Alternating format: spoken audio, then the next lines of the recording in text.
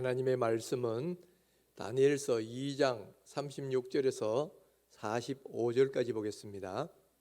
그 꿈이 이러한즉 내가 이제 그 해석을 왕 앞에 아뢰리다.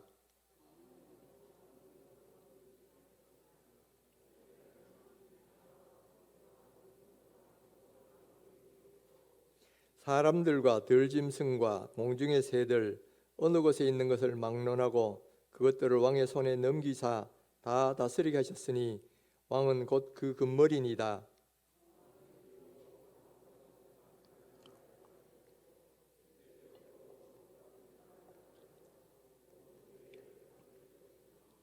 넷째 나라는 강하기가 쇠 같으리니 쇠는 모든 물건을 부서뜨리고 이기는 것이라.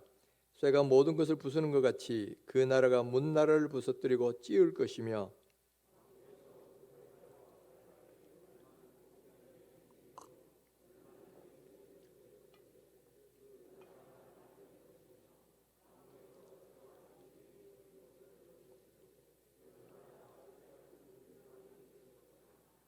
그 발가락이 얼마나 쇠요 얼마나 진흙인즉 그 나라가 얼마나 든든하고 얼마나 부서질 만한 것이며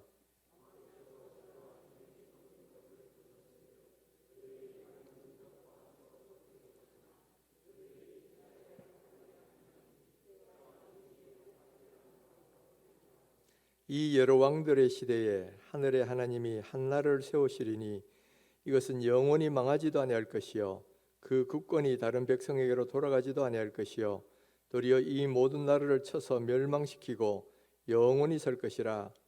손대지 아니한 돌이 산에서 나와서 쇠와 놋과 진흙과 은과 금을 부서뜨린 것을 왕께서 보신 것은 크신 하나님이 장래일을 왕께 알게 하신 것이라. 이 꿈은 참되고 이 해석은 확실하니이다 하니. 우리는 지난 3주간 동안에 역사의 주관자이신 하나님이라는 주제로 느부갓네살 왕과 바벨론 제국, 그리고 고레스 왕이 세운 메데바사 제국, 또 알렉산더 왕이 세운 헬라 제국에 대해서 우리가 하나씩 또 그 의미에 대해서 또 하나님이 어떻게 역사하셨는지 그것을 함께 살펴봤어요. 원래는 이 세 번으로 이제 시리즈를 끝내려고 했는데 가만히 생각해 보니까 이게 아니에요. 왜냐하면 하나님의 역사 섭리라는 것은 최종적으로 목표가 있는데 바로 예수 그리스도가 이룰 하나님 나라라는 겁니다. 그러니까 예수님이 이루실 하나님 나라에 대한 이야기를 하지 않고서는 역사의 주관자이시라는 것을 충분하게 설명할 수가 없는 거예요. 그래서 오늘은 헬라 제국이 어떻게 멸망하고 로마 제국이 설 것이며 또 이 로마 제국에 어떻게 예수님이 하나님 나라를 만들어 가실 것인지 그 주제에 대해서 이렇게 성경책과 또 역사책을 함께 살펴보면서 우리 은혜를 받고자 합니다. 우리가 구약 성경을 보면 제일 마지막이 말라기예요. 말라기로 끝이 납니다. 그리고 신약 성경은 다시 마태복음으로 시작하는데 이 말라기와 마태복음 사이에는 약 400년간이라는 간격이 있어요. 그래서 이 기간 동안을 우리 교회사에서는 뭐라고 부르냐면은 신구약 중간기다 그렇게 부릅니다. 이 400년 동안에는 더 이상 성경이 기록되질 않아요. 그래서 이 중간에 무슨 일이 있었는지, 이 400년간 무슨 일이 있었는지는 성경을 통해서는 알 수가 없고 바로 일반 역사책을 통해서 알 수가 있어요. 그런데 그 기간 동안 있는 내용도 이미 성경이 기록된 기간 동안에 상당 부분 예언이 되어 있습니다. 그래서 우리가 신구약 중간기가 성경이 없었다 해도 완전히 모르는 것이 아니라 이미 과거에 그 기간 동안 일어날 일들을 예언하는 것을 통해서 또 역사책과 비춰보면 그 시간에 하나님이 어떻게 역사했는지를 우리가 알 수 있게 되지요. 여러분, 이스라엘 백성들이 이 바벨론에서 포로로 잡혀고 난 뒤에 고레스 왕이 바벨론을 멸망시키고 나서 고향으로 돌아가라, 그리고 성전을 재건하라 이렇게 명령을 하잖아요. 그래서 3차에 걸려서 돌아오는데 이 포로 기간 이후에 기록된 성경책이 역대기와 또 에스라, 느헤미야, 에스더, 그리고 학개, 스가랴, 말라기, 이런 성경입니다. 그런데 그 중에 제일 마지막 성경이 뭐냐면 말라기예요. 이 말라기가 기록될 때는 바사 제국 시대였습니다. 그러다가 신약의 마태복음이 기록될 때는 로마 제국 시대거든요. 그러면 이 말라기와 로마 제국이 있는 이 마태복음 시대 사이에는 무슨 일이 있었느냐라는 거예요. 무슨 일이 있었느냐? 그것을 우리가 한번 역사책을 살펴보고 또 그 역사책에 있는 그 이야기가 어떻게 성경에 다 예언되었는지를 우리가 함께 한번 살펴보겠습니다. 느부갓네살을 세운 신바벨로니아 제국도 한 90년 뒤에 고레스의 바사 제국에서 멸망당하죠. 그리고 고레스의 바사 제국도 한 200여 년 뒤에 이 헬라의 알렉산더 대왕에 의해서 멸망을 당합니다.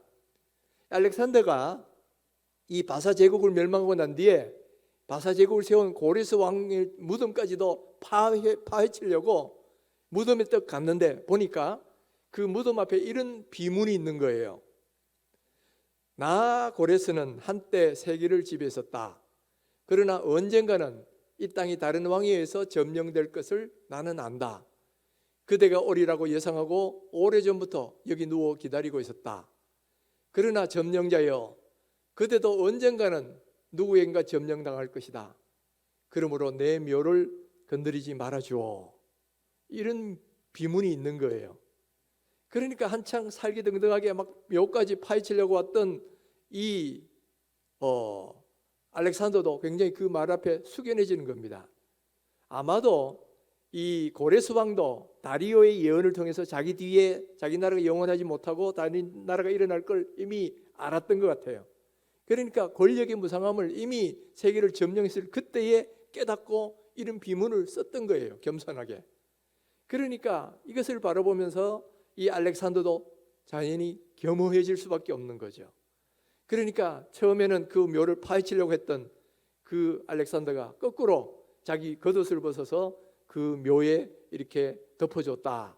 그런 기록이 역사책에 남아 있어요.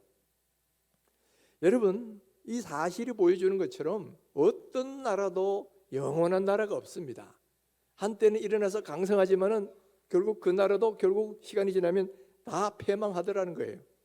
알렉산더도 이것을 깨달았지만은 그도 역시 점령하고 난 뒤에 10년이 못 돼가지고 그는 33세의 나이로 일찍 요절을 합니다. 그리고 그 나라가 장군 4명에서 4나라로 분열이 돼요. 그리고 이 4나라는 나중에 또 이렇게 3나라로 재편이 됩니다. 그런데 이 4나라의 이 위치가 어떻게 되느냐 한번 보시면 좋겠어요. 왜냐하면 이것이 이스라엘과 직결되기 때문에. 저기 보시면 4나라로 됐는데 제일 큰 땅을 차지한 나라가 셀커스 왕조입니다. 그런데 나중에 보면 셀커스 왕조도 이 동쪽에 있는 나라들이 반란이 일어나가지고 다 떨어져 나가요. 그래서 대부분 이제 수리아 지역, 이 이스라엘의 북쪽에 있는 수리아 지역 남게 되는데, 근데 여러분 저 지도상에 보시면 알겠지만은 이 북쪽에 있는 셀커스하고 남쪽에 있는 프톨레미 왕조, 애굽 그 사이에 끼어 있는 것이 이스라엘이에요. 그러니까 이스라엘은 이 두 나라 사이에 서로 전쟁하고 이 세력 역학관계에 따라서 이 지배층이 다 바뀌는 겁니다. 헬라 제국의 지배가 300년을 가는데, 그런데 그 헬라 제국 중에서도 프톨레미 왕조의 지배를 받느냐 아니면 셀커스 왕조를 지배받느냐, 이것이 역학관계에 따라 다 달라지더라는 거예요. 처음에는 한 100여 년 이상을 남쪽에 애굽에 있는 프톨레미 왕조의 지배를 받았습니다. 그런데 프톨레미 왕조는 종교 정책에 대해서 굉장히 관용해서 베풀었어요. 그래서 각자 자기 나라의 종교나 문화를 유지하도록 그렇게 만들어줬기 때문에 유대인들은 평안하게 신앙생활을 잘 할 수가 있었단 말이에요. 특별히 알렉산드리아라는 도시, 애굽의 도시에는 유대인들이 거의 100여만 명 가까이 살고 있었고요. 또 거기에서 프톨레미 2세는 유대인들을 위해 가지고 유대인들의 구약 성경을 헬라어로 번역해서 전 세계인들이 읽을 수 있도록 그렇게 만들어줬지요. 그러다가 그 뒤에 또 세력 판도가 바뀌어가지고 셀커스 왕조가 지배를 합니다. 그런데 이때부터 이제 이 유대인들에게는 위기가 닥치기 시작하는데, 특별히 셀커스 왕조의 안티오쿠스 에피파네스 4세라는 왕이 등장하면서 이 헬라의 종교와 정책을 문화를 아주 강요를 하는 거예요. 그래서 성전에서 하나님께 드린 제사를 금지시킵니다. 대신에 성전 안에다가 제우스 신의 상을 세워놓고 거기다가 유대인들이 혐오하는 돼지로 제사를 올려드립니다. 그리고 제사장들이 이에 반대하니까 그들을 다 죽여버려요. 그리고 이스라엘 백성들에게 할례하는 문화 이걸 다 폐지시키고 아이들이 할례한 거 보면 아이들까지 다 죽여버려요. 그리고 오용 대제사장을 세워가지고 이 대제사장으로 하여금 이스라엘 백성들이 헬라의 신들을 받아들이고 또 헬라의 문화를 받아들이도록 그렇게 정책을 쓰는 거예요. 마치 일제시대에 이 의용 목회자들을 세워놓고 일제가 이 신사참배를 강요하고 반대하는 사람들을 잡아가두고 했던 그것과 똑같은 정책을 이 셀리커스 왕조가 편 거지요. 그런데 여러분, 이 역사적 사실도 이미 몇백 년 전에 다니엘서에 이미 다 예언이 됐어요. 이 셀리커스 왕조와 프톨레미 왕조 사이에 어떻게 전쟁이 왔다 갔다 할 것까지도 예언됐을 뿐만 아니라 이 안티오코스 4세가 성전의 제사를 금지시킬 것까지도 다 예언을 해놓은 거예요. 다니엘서 8장 9절 이하를 한번 보십시다. 그중 한 뿔에서 또 작은 뿔이 하나가 나서 남쪽과 동쪽과 또 영원한 땅을 향하여 심히 커지더니 그것이 하늘 군대에 미칠 만큼 커져서 그 군대와 별들 중에 몇을 땅에 떨어뜨리고 그것들을 짓밟고 또 스스로 높아져서 군대의 주제를 대적하며 그에게 매일 드리는 제사를 없애버렸고 그의 성소를 헐었으며 그의 악으로 말미암아 백성이 매일 드리는 제사가 넘긴 바 되었고 그것이 또 진리를 땅에 던지며 자의로 행하여 형통하였더라. 이 예언은 이 안티오코스 4세가 나오기 훨씬 몇백 년 전에 다니엘이 예언한 건데 나중에 정말 그대로 되는 거지요. 그러니까 하나님의 말씀이 얼마나 정확한 말씀인지 우리가 알 수 있는 거예요. 자, 이런 식으로 셀류커스 왕조의 강압적 통치가 계속되니까 이 우상 숭배를 할 수 없다 이래서 반기를 드는 사람들이 나타나는데 특별히 제사장 하스몬이라는 사람의 아들들이 그 마카비 형제라 그러는데 이 마카비 형제들이 반란을 주도하는 거예요. 나쁜 말로 하면 반란이고 좋은 말로 하면 혁명이죠. 처음에는 이제 소규모 부대를 전직해가지고 게릴라를 펴다가 나중에 점점 세력을 얻어서 드디어 셀리커스 왕조의 주둔군을 예루살렘에서 몰아냅니다. 그러면서 예루살렘의 성전을 정화시키고 다시 하나님에 대한 제사를 회복을 시켜요. 바로 이 하나님의 제사를 회복시킨 이 날을 기념하는 절기가 있는데 그것이 바로 수전절이라는 절기입니다. 요한복음 10장 22절에 보면 예루살렘의 수전절이 이르니 때는 겨울이라 그랬죠. 여기 나오는 수전절이 뭐 하는 절기냐? 바로 이 마카비 형제가 이 셀리쿠스 왕조를 쫓아내고 그 성전을 정화시키고 다시 한번 이 하나님에 대한 제사를 회복한 그 날을 기념하는 절기가 수전절이다라는 거예요. 자, 이런 식으로 이 셀리쿠스 왕조를 쫓아내고 이제 유대의 독립을 정치해내는데 이 당시의 신흥 세력이었던 로마하고 동맹을 맺습니다. 이 하스몬의 자손들이라서 하스몬 왕조라 그러는데 로마와 동맹을 맺고 독립국가로 인정을 받아요. 그러니까 셀리쿠스 왕조도 이 유대 지역의 영향을 잃기가 싫거든요.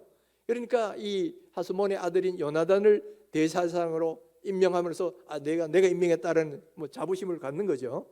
그러면서 세금도 면제시켜 주는 거예요. 그러면서 실질적으로는 독립국가가 됩니다. 그러니까 바벨론에 의해서 이스라엘 백성이 멸망당하고 난 뒤에 계속해서 바벨론, 페르시아 그리고 헬라 제국의 지배를 받다가 이 하스몬 왕가에 이르러서 비로소 440년 만에 독립국가를 형성합니다. 그런데 이 독립국가인 하스몬 왕조는 제사장이면서 왕이 된 거란 말이야. 그러니까 다윗 왕가는 통치만 했는데 하스몬 왕가는 제사장직도 병행하면서 또 왕이 되는 그런 왕조예요. 그러다 보니까 이거 율법에 어긋난다 이래가지고 율법을 철저히 주장한 사람들이 거기에 반대를 했어요. 그러니까 이 하스몬 왕조는 그들을 쫓아내버립니다. 대신 자기들 말 잘 따르는 제사장 무리를 이렇게 관료로 등용하는데 이 관료로 등용한 그 사람들이 사도개인들이에요. 그리고 쫓겨난 사람들이 바리새인들입니다. 나중에 예수님 시대에 바리새인과 사도개인들이 등장하는데 바로 하스몬 왕조의 바로 반기를 들었느냐 협조했느냐에 따라서 이게 달라진 거예요. 자, 이런 식으로 하스몬 왕조는 한 80년 정도 지속이 됩니다. 그러다가 그 마지막 왕의 아들들에 이르러가서 두 아들이 서로 왕권 차지하려고 싸우는 거예요. 옛날부터 어떤 나라가 망하려면 외부의 침입보다는 내부 분열 때문에 망한다 그러는데 이 하스몬 왕조도 마찬가지예요.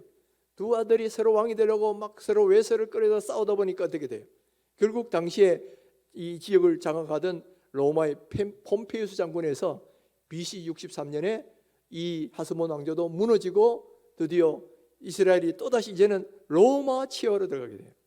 그래서 이제 바벨론 치하에서 바사 제국 치하에서 헬라 제국에서 이제는 다시 로마 제국의 지배를 받는 이런 시대로 들어가게 된다는 거예요. 그런데 이렇게 유대가 이 로마 제국으로 편입되게 된 데 중요한 역할을 했던 인물이 있는데 하스몬 왕가의 총리를 지냈던 안티파터라는 사람이 있어요.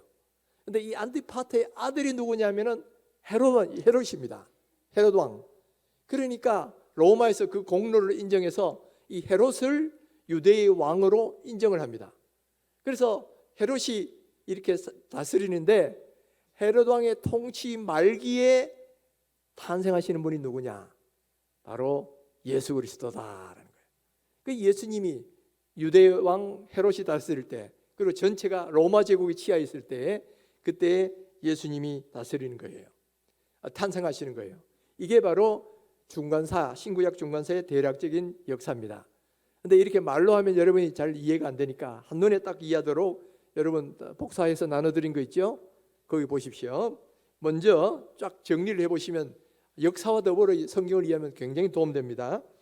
BC 539년에 고레스 왕이 바벨론 점령합니다.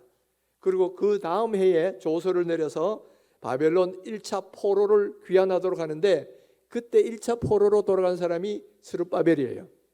그리고 그로부터 80년 뒤에 2차가 포로가 귀환되는데 이때가 에스라를 비롯한 또 일단의 유대인들이 귀환을 합니다.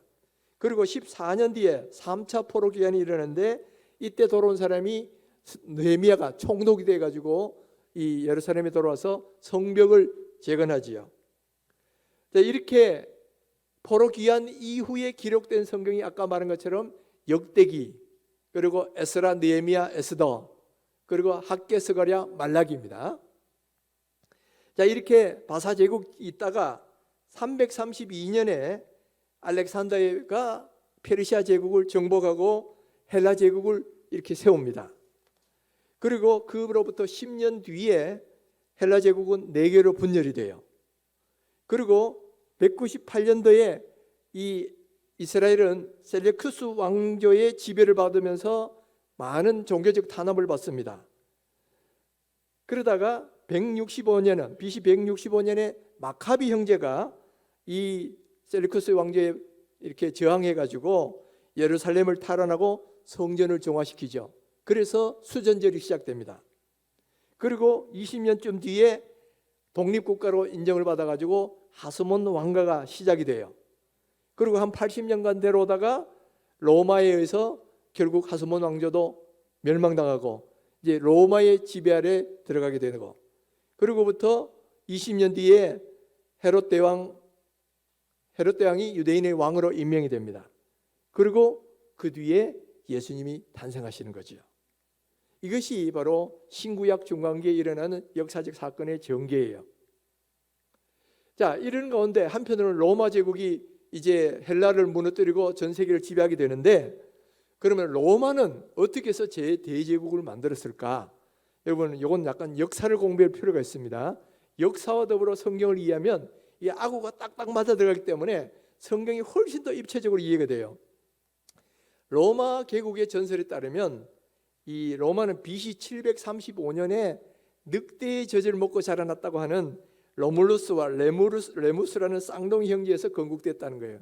우리나라는 뭐 곰하고 호랑이 딸이 뭐 당군이 되고 뭐 그런 건국설화가 있는 것처럼 여기는 늑대의 젖을 먹고 난 로물러스, 레무르스라는 두 쌍둥이 아들이 로마를 건국했다, 그렇게 이야기를 합니다.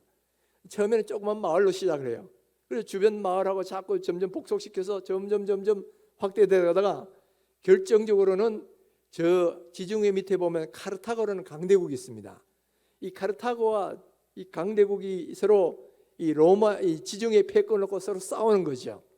그래가지고 3차에 걸쳐서 한 100년 이상 동안 이 카르타고 전쟁을 합니다.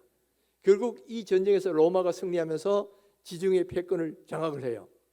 그러고 나서 이제 시선을 동쪽으로 돌려서 이 헬라 제국이 세 개로 나눠져 있었다 그랬잖아요. 제일 먼저 바로 옆에 있는 그리스 지역에 있는 마케도니아 제국을 점령하고, 그다음에 동쪽으로 가서 수리아 지역에 있는 셀리쿠스 왕조도 정복을 하고, 그다음에 애굽으로 내려가서 프톨레미 왕조도 점령을 해버립니다. 그러면서 이제는 헬라 제국이 망하고 완전히 로마 제국의 시대가 되는 거예요.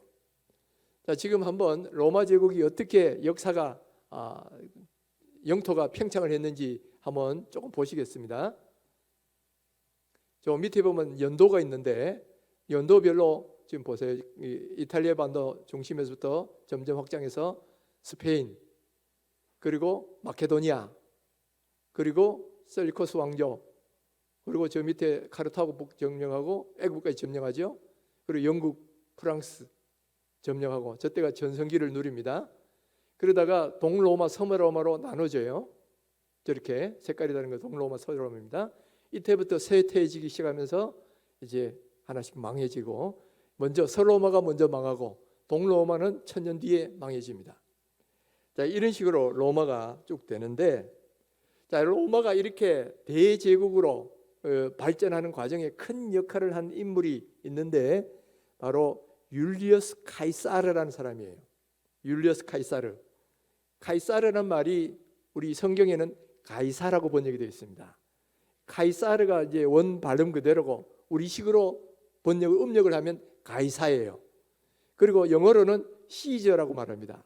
여러분 줄리어스 시저 많이 들어봤죠? 이건 영어식 이름이고요. 그 다음에 원래 그 나라 발음을 하면 줄리어스 카이사르고, 그리고 우리 성경식으로 음력을 하면 가이사라는 말이에요.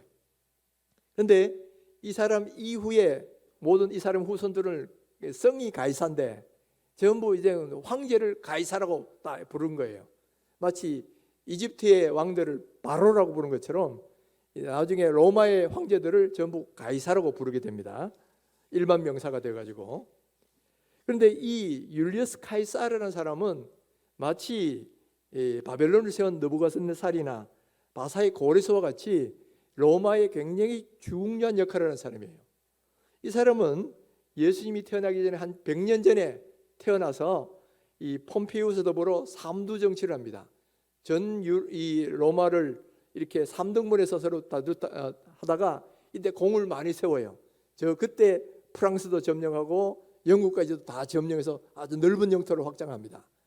그러고 나서 내 혼자 로마를 다 지배하려고 그러다가 이제 로마의 그 루비콘 강을 건너죠. 원래는 군대를 데리고 가면 안 되는데 군대를 데리고 건너가서 폼페이우스도 물리치고 전체 로마 제국의 권력을 장악을 하는 겁니다. 그러면서 넓은 땅을 지배하려면 이제는 황제가 다스려야 된다. 그래서 자기도 황제가 되려고 했어요. 그랬을 때에 그 당시는 황제정이 아니고 공화정이었습니다. 사람들이 선출하는 공화정이었어요. 그러니까 이 공화정을 지키자 해가지고 브루투스 같은 공화정파들이 이 카이사르를 암살을 합니다. 암살을 하고 난 뒤에 그 사후에 아이러니컬하게도 원래원들은 정말 이 나라를 이 넓은 땅을 지키려면 황제 제도가 필요하다. 그래가지고 이 카이사르의 양아들인 옥타비아누스 카이사르를 이 황제로 추대합니다. 그래서 그 양아들이 초대 황제가 돼요. 로마 제국에. 그래서 그에게 특별히 칭호를 붙여주는데 그것이 뭐냐면은 아구스투스라는 칭호를 붙여줍니다. 존엄한 자, 그런 뜻이 있어요. 존엄한 카이사르. 근데 이것이 성경에는 어떻게 번역이 되어 있느냐? 가이사 아구스도라고 번역이 되어 있어요. 이 가이사 아구스도가 바로 율리어스 케사르의 아들인 아구스투스 카이사르, 바로 그 사람인 거예요. 바로 이 가이사 아구스토가 황제가 되고 나니까 통치할 자금이 많이 필요하잖아요. 그래서 세금을 막 걷어야 돼. 그래서 세금 걷는 방법은 뭐냐면은 이 로마 제국 치하에 있는 모든 사람들에게 다 세금을 걷으려니까 인구를 조사해야 돼. 그래서 모든 사람은 자기 호적을 하라. 고향으로 돌아가서 호적을 해라. 이 명령이 내려집니다. 그러니까 그때 당시 예수님의 어머니 마리아와 요셉도 이제 호적하러 가야 되는 거예요. 호적하러 간 고향이 어디냐면 베들레헴이니까 베들레헴에서 호적하러 갔는데 사람들이 막 넘쳐난단 말이에요. 이 여관에 방이 없어. 그래서 할 수 없이 아기를 어디서 낳느냐, 말구유에서 예수님이 태어나게 되는 그런 계기가 되는 거지요. 바로 이것이 누가복음 2장에 그대로 기록되어 있습니다.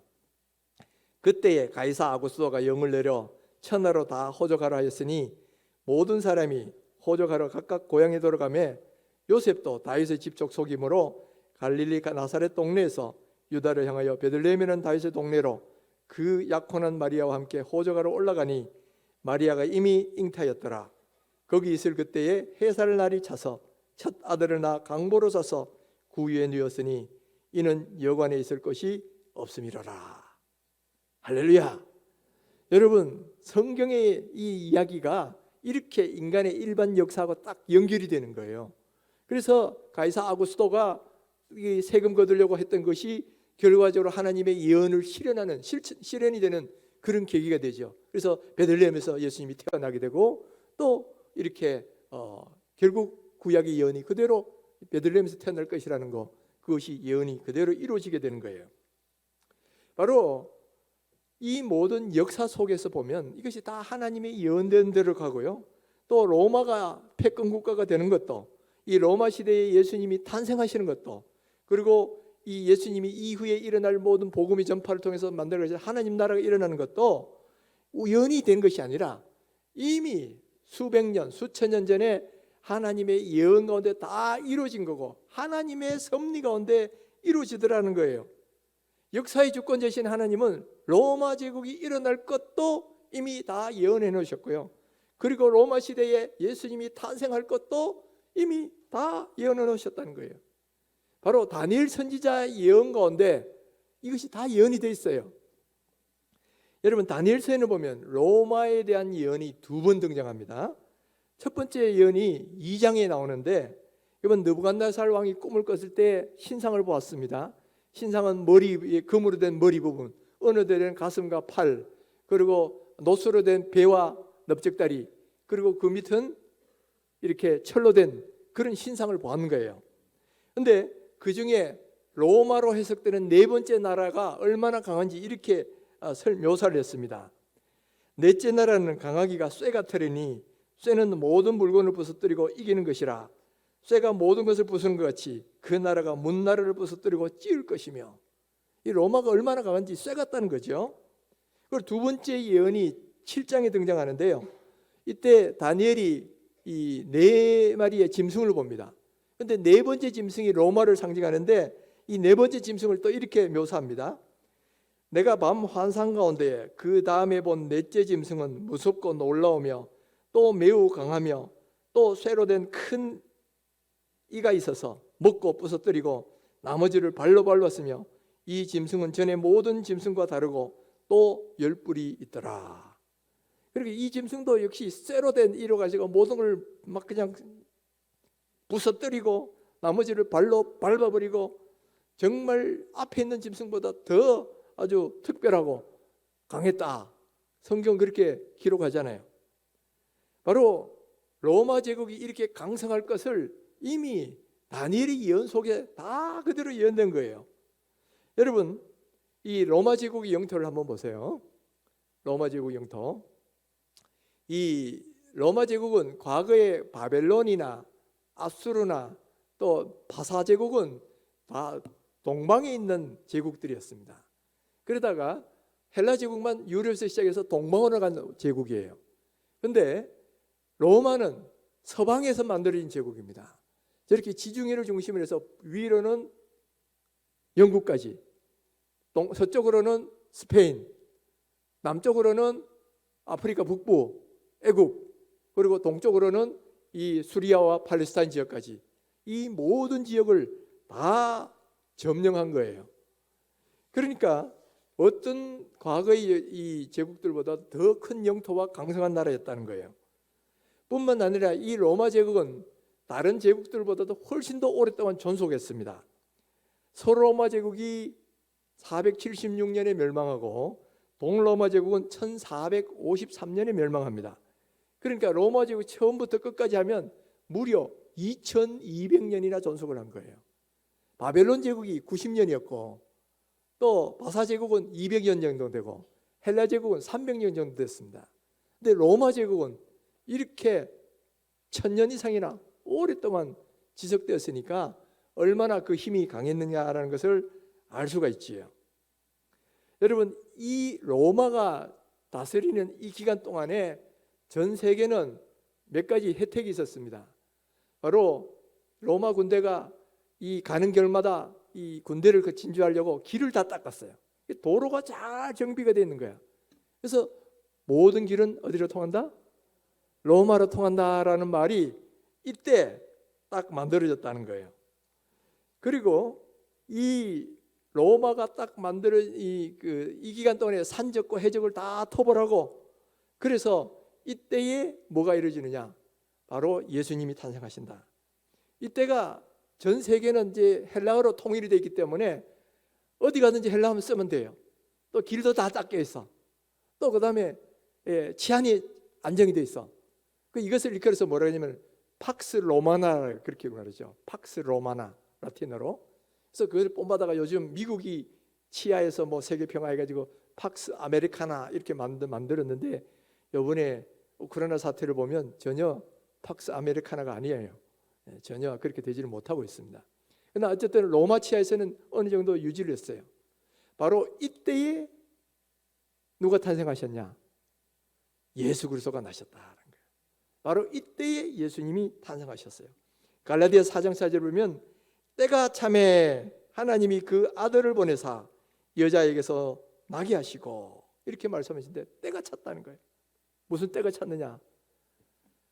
복음 전도할 수 있는 때가 다 찬 거예요. 쉽게 복음이 전 세계로 퍼져나갈 수 있는 다 환경적 여건이 마련된 거야. 그러니까 이것이 어떻게 보면 예수님이 탄생할 어떤 계기가 된 거지요.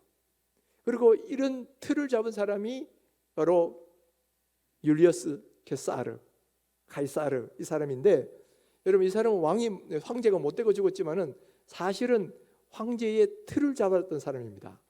그리고 나중에 예수님 시대에도 영향을 미쳐요. 이 사람이 나중에 황제는 못 되고 그 아들이 황제가 되는데, 그러나 그 황제라는 권한을 실제적으로 누렸습니다. 그래서 오늘날 여러분 아기를 낳을 때 배를 갈라서 이렇게 아기를 출산하는 걸 뭐라고 불러요? 제왕절개라고 하잖아요. 그리고 그걸 왜 제왕절개라고 부르느냐? 바로 율리어스 카이사르가 이런 방식으로 태어났기 때문에, 제왕인 이 황제역과 비슷했던 이 카이사르가 이런 식으로 태어났기 때문에 그와 같은 방식을 제왕절개다 그런다라는 뭐 여러 가지 해설 중에 하나가 있어요. 그렇게 될 뿐만 아니고 이 카이사르는 재임 중에 동전에다가 자기 얼굴을 새겼어요. 그래가지고 로마 제국 전역에 사용하도록 만들었습니다. 그러다 보니까 예수님 당시에도 무슨 논쟁이 있었냐면, 로마에 세금을 바치는 것이 가합니까 하는 논쟁이 있을 때 예수님이 동전을 가져오라 그랬잖아요. 그 동전에 새긴 얼굴이 네 거냐? 가이사의 것이다. 바로 그게 율리어스 카이사르의 얼굴이, 그 동전이 바로 그거예요. 이렇게 다 연결이 된다는 거예요. 여러분, 바로 이때에 이 하나님이 이런 사람을 사용하셔서 로마 제국을 만드셨고, 또 바로 이런 때가 찼을 때에 예수님이 탄생하셨다는 거예요. 그런데 더 중요한 것이 있어요. 예수님이 탄생한 의미가 뭐냐? 바로 이 로마 제국을 무너뜨리고 새로운 하나님 나라를 가져오실 것이다 라는 거예요. 바로 그것이 오늘 우리가 읽은 본문에 나온 내용이에요. 느부갓네살의 꿈에 이 신상이 있는데 어디서 뜨인 돌이 와가지고 이 신상을 딱 무너뜨리라는 거예요. 바로 그 예언이 34절 35절입니다.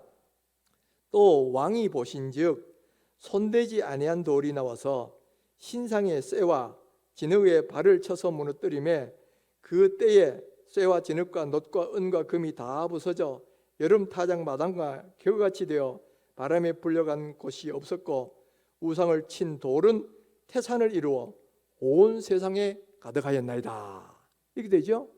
여기 보면 사람이 손대지 않은 돌, 뜨인 돌, 이것이 금신상을 무너뜨렸다가 했는데 이 뜨인 돌이 누구를 가리키냐면은 바로 예수 그리스도를 가리키는 거예요.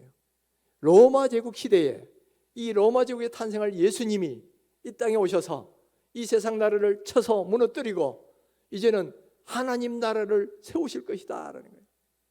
바로 그것을 지금 이 성경이 예언을 해놓은 거예요. 여러분, 인간이 세운 어떤 나라도 영원한 나라가 없습니다. 바벨론 90년 만에 망했고요, 또 바사제국 200년 만에 망했고요, 헬라제국 300년을 망했어요. 로마도 뭐 1000년 이상 넘어갔지만 결국 망했습니다. 어느 나라도 영원한 나라가 없어요. 그러나 하나님은 오직 하나님이 세우실 이 하나님 나라, 예수님이 세우실 하나님 나라는 영원한 나라라는 거예요. 2장 44절 보십시오. 영원히 망하지도 아니할 것이요 그 국권이 다른 백성으로 돌아가지도 아니할 것이요 도리어 이 모든 나라를 쳐서 멸망시키고 영원히 설 것이라. 영원히 설 것이다. 예수님이 오셔서 이 세상 나라를 무너뜨리고 세우실 영원한 하나님 나라는 이 세상 나라와 같지 않는 거예요. 세상 나라는 잠시 있다가 멸망당할 나라지만은 하나님이 세우실 나라는 영원한 나라야. 그리고 영원히 설 뿐만 아니라 또 호인도 세워질 그런 나라다라는 거죠. 여러분, 이 나라는 예수님이 이 땅에 오셨을 때 이미 시작되었어요. 그러나 아직 완성은 안 됐죠. 점점 나라가 하나님 나라가 확장되다가 언제 완성이 되느냐? 예수님이 다시 재림하실 때 이 땅에서 영원한 하나님 나라가 이 땅에 완전하게 이루어질 것이다 라는 거예요. 바로 예수님이 세우실 이 하나님 나라는 가난한 것도 없고 불의한 것도 없고 거기는 뭐 아픈 것도 없고 그리고 모든 사람들이 하나님이 통치하여서 행복하게 사는 그런 나라를 거는 거죠. 그런 나라를 하나님이 이미 만세전에 계획해 놓으시고 그의 뜻대로 역사를 이루어 가시고 때가 됐을 때 로마 제국 시하에 예수님을 보내셨고 이 하나님 나라가 시작되게 만드셨고 그리고 다시 언젠가 예수님이 재림하실 때 이 하나님 나라가 영원한 나라로 이루어질 것이다. 바로 이것이 이미 2500년 전에 다니엘에 의해서 예언이 다 돼 있고요. 또 요한계시록 보면 이후에 이를 일까지도 예언이 되어 있잖아요. 바로 이 모든 걸 통해서 우리가 딱 결론적으로 말할 수 있는 게 뭐예요? 우리 하나님은 온 우주의 창조자이자 주권자이실 뿐만 아니라 또한 인간 역사를 다스리시는 주권자이시다 하는 거예요. 한 나라를 일어나기도 만드시고 망하기도 만드시고 한 사람을 들어서 대제국을 만드는 영웅이 되기도 하시고 또 그를 지위에서 내리기도 하신단 말이에요. 뿐만 아니라 더 중요한 것은 이 하나님이 인간 나라를 영원히 계속하게 만드시는 게 아니고 바로 예수 그리스도를 보내셔서 이 땅에 새로운 하나님 나라를 세우시려고 하는 거예요. 그리고 그것이 로마 시대에 이미 시작되었고 그것도 다 예언대로 되고 있는 거예요. 그리고 이 나라가 언젠가 예수님이 재림하실 때는 이제는 완전하게 서서 온전히 하나님이 다스리는 그런 나라가 될 것이다. 바로 그 나라의 백성으로 부르심을 받은 사람이 누구냐? 여기 앉은 우리들인 줄 믿습니다. 할렐루야. 여러분, 이 하나님 나라 백성 아무나 되는 게 아니에요. 하나님이 불러주신 사람만 되는 거예요. 그런데 오늘 우리는 하나님의 부르심을 받아서 그 영원한 나라의 바로 시민권을 가진 사람이 되었다는 거예요. 물론 아직은 이 세상 나라가 완전히 끝난 시대가 아니기 때문에 우리는 대한민국이라는 국적도 갖고 있고 거기 대한민국의 시민권을 갖고 있어요. 그러나 지금 동시에 우리는 하늘나라 시민권도 갖고 있어요. 그러나 언젠가 예수님이 다시 재림하셔서 이 세상 나라가 없어지고 오로지 하나님 나라만 남을 그때가 올 것이다 하는 거예요. 그때 우리는 하나님 나라 백성으로 살아가게 될 것이다 라는 거예요. 이런 의미에서 우리 하나님은 어떤 분이냐? 역사의 주관자이셔요. 역사를 다스리시고 우리 개인의 삶뿐만 아니라 인류 역사를 이끌어 가셔요. 뿐만 아니라 역사를 시작하셨고 마지막 역사를 닫으시는 분이시다. 이런 면에서 하나님은 알파요 오메가다. 요한계시록에 그렇게 되어 있죠. 알파라는 건 제일 처음이에요. 오메가는 제일 마지막 단어를 이야기합니다. 역사의 시작이자 끝을 맺으실 분이 바로 우리 하나님이시다. 그리고 이 마지막은 예수님이 세우신 이 영원한 하나님 나라가 이 땅에 온전히 서게 될 것이다. 우리가 믿는 하나님은 어떤 분이십니까? 온 우주의 창조자일 뿐만 아니라 온 인류 역사의 주관자이셔요. 뿐만 아니라 이 인류 역사를 시작하고 끝맺는 역사의 알파요 오메가이셔요. 그리고 영원한 나라를 통치하실 영원한 왕이시다라는 거예요. 그러면서 이것을 아는 우리가 해야 될 일이 뭐겠어요? 이 위대한 하나님께 합당한 예배와 찬양을 올려드려야 되는 거죠. 느부갓네살이 그것을 깨달을 때 하나님을 경배할지라 고백했던 것처럼 이 하나님을 합당한 예배와 찬양을 올려드려야 된다. 뿐만 아니라 우리를 그 하나님 나라의 백성으로 불러주신 것을 감사해야죠.